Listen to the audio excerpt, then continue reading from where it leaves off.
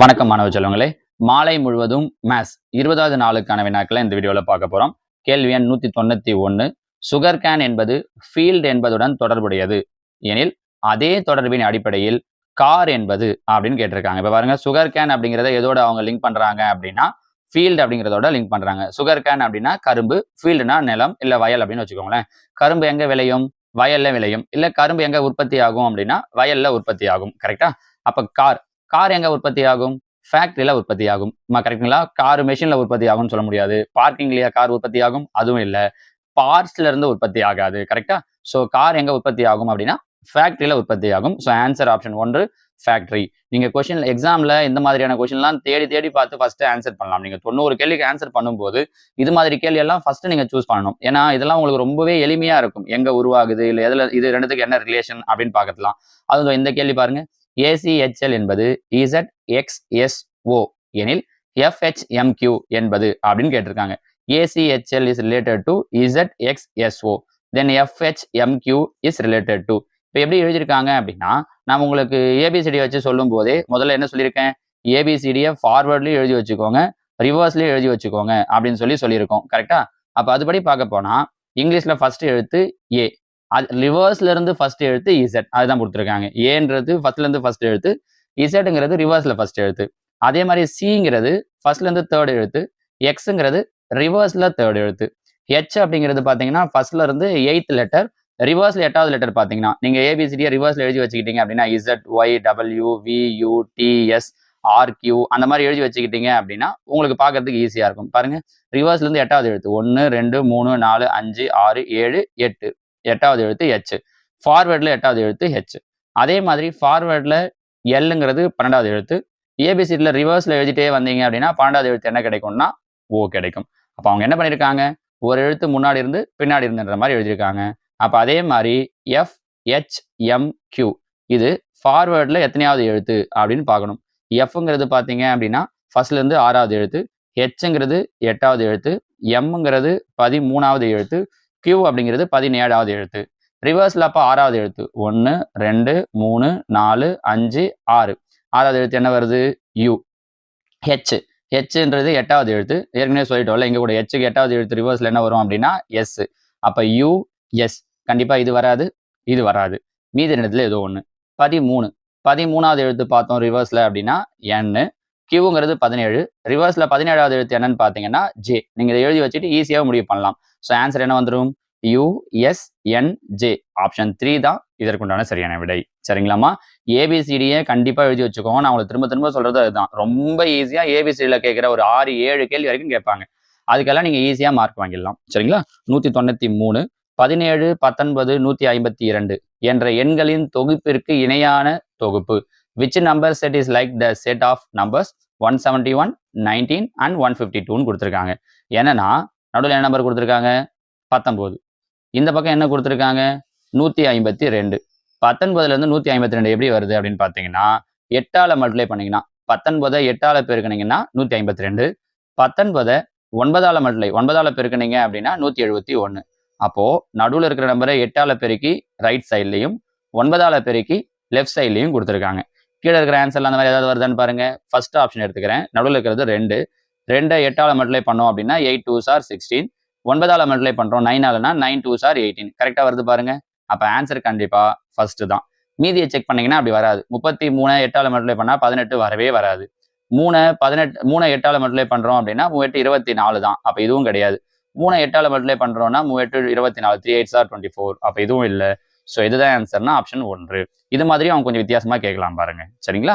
அடுத்ததா கேள்வி 194. இது நம்ம ஏற்கனவே பார்த்தது தான். இந்த ஈஸ்ட் சிம்பிள் கொடுத்துட்டு அதுக்கு முன்னாடி பின்னாடி இருக்கிற ரிலேஷன்ஷிப்பை வச்சு கேட்பாங்க இல்லைங்களா? அது மாதிரியான கொஸ்டின். 7 343. 7க்கும் 343க்கும் என்ன ரிலேஷன்? ஏதாவது தோணுதா உங்களுக்கு? நம்ம ஏற்கனவே கொடுத்துருக்கோம் பாருங்க. கியூப். 7 கியூப் பண்ணோம்னா 343. அப்ப இங்க என்ன கொடுத்துருக்காங்க? 216. எந்த நம்பரை கியூப் பண்ணா 216 வரும்? 6 கியூப் பண்ணா. So answer 6.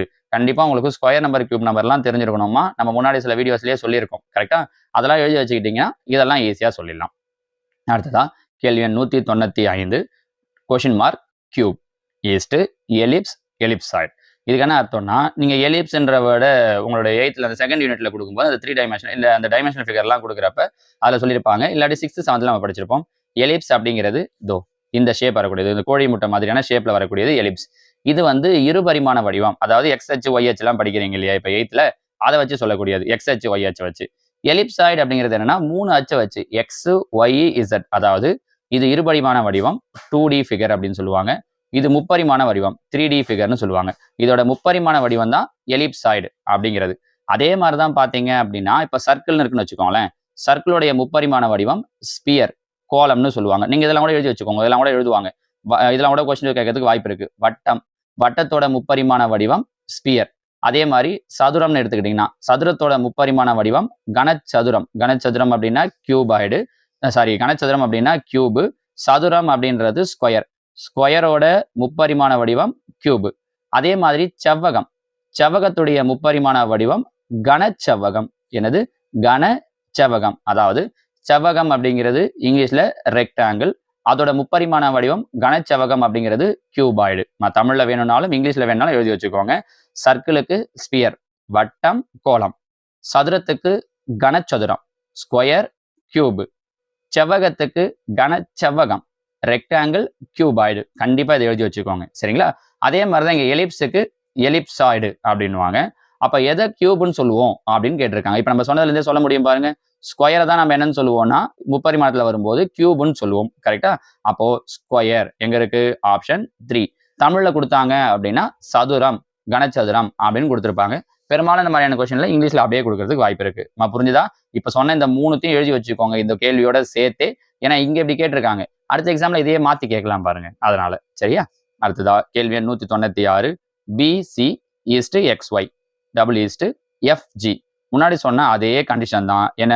ஃபார்வேர்ட்ல எத்தனாவது எழுத்து, ரிவர்ஸ்ல எத்தனாவது எழுத்துன்னு பார்த்துருக்காங்க. பிங்கிறது ஃபார்வேர்ட்ல முன்னாடி இருந்து 2வது எழுத்து, சிங்கிறது 3வது எழுத்து. அதே மாதிரி எக்ஸ் ஒய் அப்படிங்கிறது பார்த்தீங்கன்னா அப்படியே இங்க மாத்தி ஒய்ங்கிறது 2வது எழுத்து, எக்ஸுங்கிறது 3வது எழுத்து, இப்படி மாறி வந்திருக்கு பாருங்க. இங்க 2 3, இங்க வரும்போது 3 2ன்னு கொடுத்துருக்காங்க. அப்ப அப்படின்னா FG, எஃப்ங்கிறது ஏபிசிடியில எத்தனாவது எழுத்து? 6வது எழுத்து, கரெக்டா? அப்ப அதே மாதிரி ரிவர்ஸ்ல 6வது எழுத்து என்ன அப்படின்னு சொல்லி பார்க்கணும். Z Y X W V U, கரெக்டா? அப்ப 6வது எழுத்து யூ. இங்க 2வது எழுத்துனா லாஸ்டா இங்க 2வது எழுத்து போட்டிருக்காங்க. அப்ப இங்க 6வது எழுத்துனா லாஸ்டா 6வது எழுத்து போடணும், யூ லாஸ்டா வரும். ஜிங்கிறது பார்த்தோம்னா 7வது எழுத்து. அப்ப 7வது எழுத்து என்னது? யூக்கு முன்னாடி டி. 7வது எழுத்தை தூக்கி முதல்ல போடணும், அப்ப டி.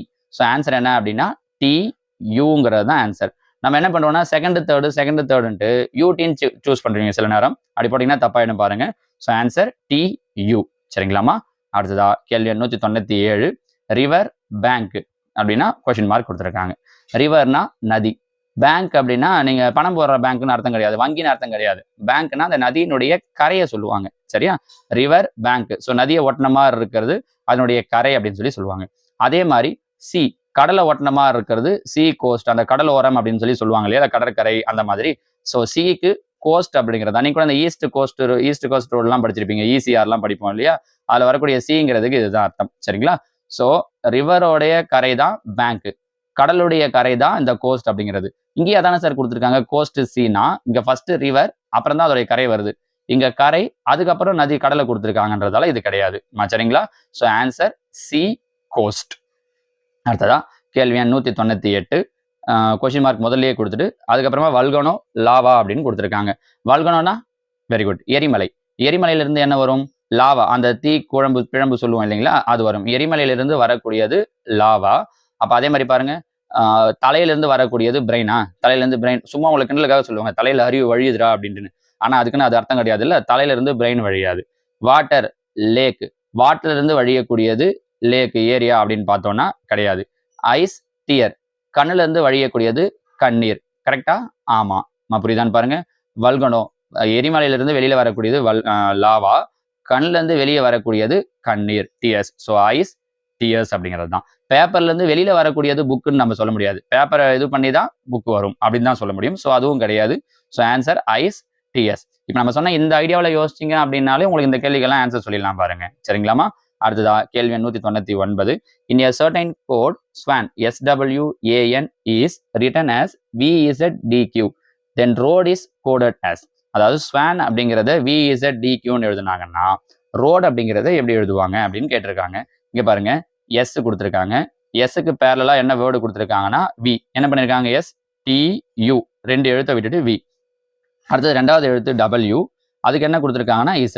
ஸோ டபிள்யூக்கு அப்புறம் XY 2 எழுத்தை விட்டுட்டாங்க. அதே மாதிரி ஏ கொடுத்துருக்காங்க.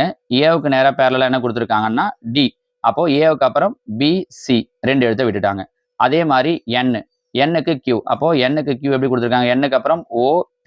ஸோ எல்லாத்துக்கும் 2 எழுத்தை விட்டுட்டு வேர்டை கொடுத்துருக்காங்க. அப்போ அதே மாதிரி தான் நாமள என்ன பண்ணணும்? இப்போ ரோடு ROAD ரோடுக்கு 2 எழுத்தை விட்டணும். அப்போ ஆருக்கு அப்புறம் ST 2 எழுத்தை விட்டுட்டோம்னா U. ஸோ ஆன்சருடைய முதல் எழுத்து U இருக்கணும். பார்த்த உடனே சொல்லிடலாம் இது கிடையாது.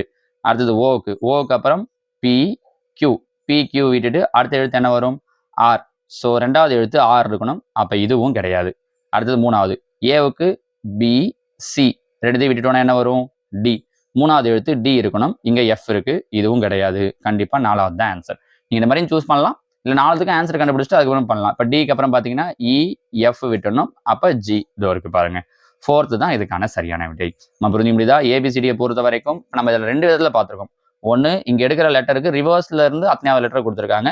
இன்னொன்று பார்த்தீங்கன்னா நடுவில் 2 எழுத்தை விட்டுட்டு கொடுத்துருக்காங்க. ஏன் நிறைய எக்ஸாம்பிள் நான் உங்களுக்கு ABCDயை பேஸ் பண்ண கொஸ்டின்ஸை கொடுக்குறேன் அப்படின்னா அதுல இருந்து ஒரு 7-8 கேள்வி வரைக்கும் நமக்கு NMSல கேட்டுறாங்க.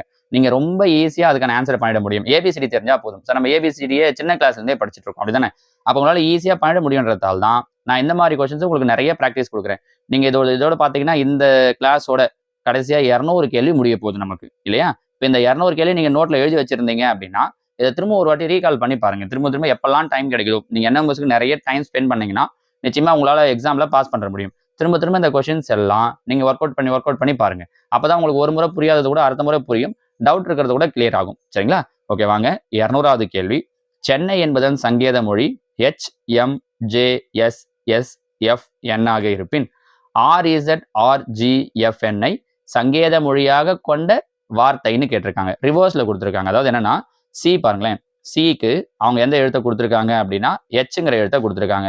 அப்போ எத்தனை எழுத்து நடுவில் விட்டுருக்காங்க? சிக்கு அப்புறம் DEFG 4 எழுத்தை விட்டுட்டு ஹெச்சை கொடுத்துருக்காங்க. அதே மாதிரி ஹெச்சுக்கு என்ன பண்ணிருக்காங்கன்னா எம்னு கொடுத்துருக்காங்க. அப்ப நடுவில் எத்தனை எழுத்து விட்டுருக்காங்க? ஹெச்சுக்கு அப்புறம் IJKL 4 எழுத்து. ஸோ 4 எழுத்தை விட்டுட்டு கொடுத்துருக்காங்க. இங்க என்ன பிரச்சனைனா இங்க அடுத்த 4வது எழுத்து எழுதியிருக்காங்க இல்லையா? ஆனா இவங்க கொஸ்டினை கவனிங்க. என்ற வார்த்தை இதை கொடுத்துட்டு இதை சங்கேத மொழியாக கொண்ட வார்த்தைன்னு கேட்டிருக்காங்க. அப்ப நீங்க கீழே இருக்கிற ஆப்ஷன்ல இருந்து அடுத்த 4வது எழுத்தான்னு பார்க்கணும். இல்லைன்னா இங்க இருந்து ரிவர்ஸ்ல யோசிக்கணும். ஆருக்கு முன்னாடி 4வது எழுத்து என்ன வரும் அப்படிங்கிறது மாதிரி யோசிக்கணும். உதாரணத்துக்கு அப்படி இல்லைன்னா நீங்க கீழே இருந்து வரலாம். இப்ப இதுல முதல் எழுத்து என்ன கொடுத்துருக்காங்க? எம்முக்கு அடுத்தது 4 எழுத்தை விட்டுட்டு 5வது எழுத்து. எம்முக்கு அப்புறம் என்ன வரும்? NOPQ விட்டுட்டோம்னா R. அவங்களும் முதல் எழுத்து என்ன தான் கொடுத்துருக்காங்கன்னா R தான் கொடுத்துருக்காங்க. இங்கேயும் M தான் இருக்கு. டீல இருந்து 4 எழுத்தை விட்டுட்டு யோசிச்சிங்கன்னா வராது. அப்ப இது கிடையாது. அப்படி இல்லை இது உங்களுக்கு கன்ஃபியூஸ் ஆகுது, கீழே இருந்து பண்றது கன்ஃபியூஸ் ஆகுதுன்னா நீங்க இன்னொரு வேலை என்ன பண்ணலாம் அப்படின்னா அவங்க கொடுத்துருக்கிறதுல இருந்து ரிவர்ஸ்ல வரலாம். RZRGFN கொடுத்துருக்காங்க இல்லையா? இங்க ஃபார்வேர்ட்ல போயிருக்காங்க. இங்க கொஸ்டினை திருப்பி ரிவர்ஸ்ல கேட்டிருக்காங்க. ரிவர்ஸ்ல வரலாம்.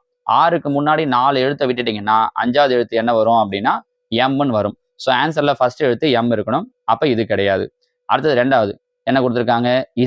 இசட்ல இருந்து முன்னாடி 4 எழுத்தை விட்டுட்டீங்க அப்படின்னா ரிவர்ஸ்ல போகணும். அப்ப இசட்டுக்கு முன்னாடி YXWV 4 எழுத்தை விட்டுட்டீங்கன்னா அடுத்தது என்ன வரணும்? U. ஸோ ஆன்சர்ல 2வது எழுத்து என்னவா இருக்கணும்னா யூவா இருக்கணும். ஆனா இங்க பாருங்க ஏ இருக்கு, இது கிடையாது. இங்கேயும் ஏ இருக்கு, இதுவும் கிடையாது. நீங்க மீதி எதையுமே கண்டுபிடிக்க வேண்டாம். ஆன்சர் என்னன்னு சொல்லிடலாம். ஃபர்ஸ்ட் ஆப்ஷன் மும்பைன்னு சொல்லிடலாம். ஒரு 2வது எழுத்தும் 2-3 ஆப்ஷன்ல யூ இருக்குன்னா நீங்க மறுபடியும் ஆறுல இருந்து என்ன பண்ணணும் அப்படின்னா 4 எழுத்து முன்னாடி போகணும். ஏற்கனவே நம்ம ஆருக்கு 4 எழுத்து முன்னாடி போய் 4 எழுத்தை விட்டுட்டு 5வது எழுத்து எம்னு கண்டுபிடிச்சிருக்கோம். ஸோ நீங்க இதே மாதிரி கூட முடிவு பண்ணலாம். எம் அடுத்து இதுக்கு 4 எழுத்தை விட்டுட்டு இங்க 4 எழுத்தை விட்டுட்டு இங்க 4 எழுத்தை விட்டுட்டு யோசிச்சிங்கனாலே உங்களுக்கு ஈஸியாக ஆன்சர் வந்துடும். நம்ம ஆனால் என்னன்னா முதல் எழுத்து 2வது எழுத்து கண்டுபிடிக்கும் போதே கீழே இருக்கிற ஆப்ஷன் என்னன்றதை நம்மளால சூஸ் பண்ண முடியுமான்னு பாருங்க. அப்படி பண்ணிட்டீங்கன்னா உங்களால் ரொம்ப ஈஸியாக டைமை சேவ் பண்ணி அடுத்த கொஸ்டினுக்கு போயிட முடியும். சரிங்களா? ஸோ இந்த வீடியோட நமக்கு மொத்தமாக 200 கேள்விகள் முடிஞ்சிருக்கு. நான் ஏற்கனவே ஒரு 100 கேள்விக்கான PDF குரூப்ல அமைச்சிருக்கேன். அடுத்ததா இந்த 100 கேள்விக்கான PDFையும் நம்மளுடைய குரூப்ல அனுப்பி விடுறேன். நீங்க முடிஞ்சா அதெல்லாம் பிரிண்ட் எடுத்து வச்சுக்கிட்டு கூட திரும்ப பிராக்டிஸ் பண்ணி பாருங்க. ஓகேவா? தேங்க்யூ.